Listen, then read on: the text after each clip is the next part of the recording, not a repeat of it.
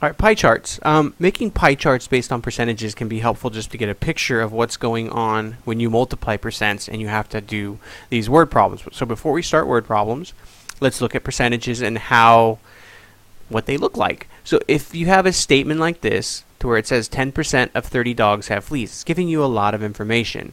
So the first thing you do is you convert the decimal to the percent to a decimal and multiply it, which gives us 3.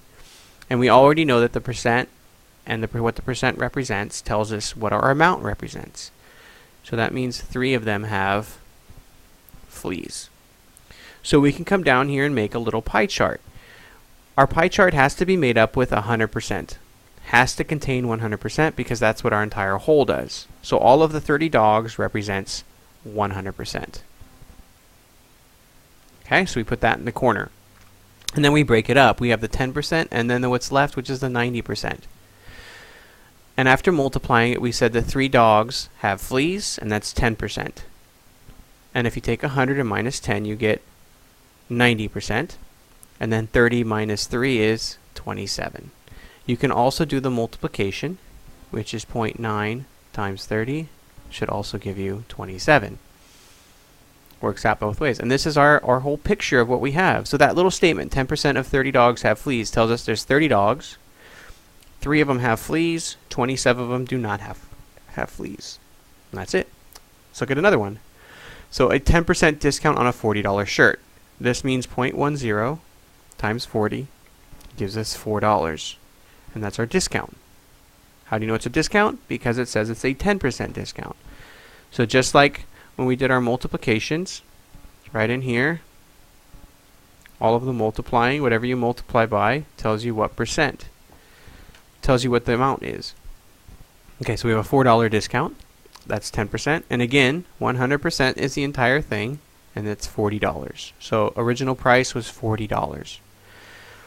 And 10% of that, 10% represents $4.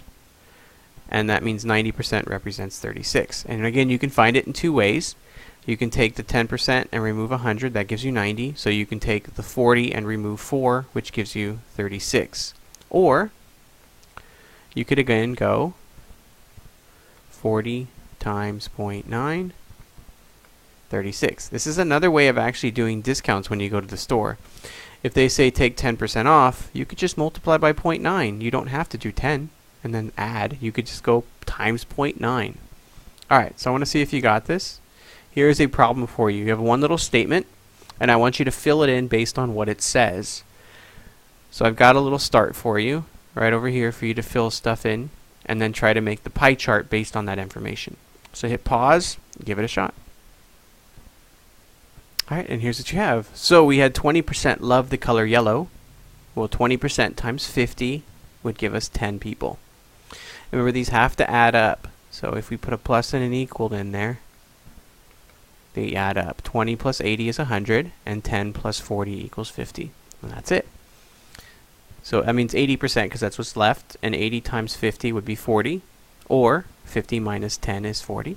So the pie chart should look something like this. I don't care where you put the words, it just has to be what they are. That's 20%, that's 10 people who love yellow.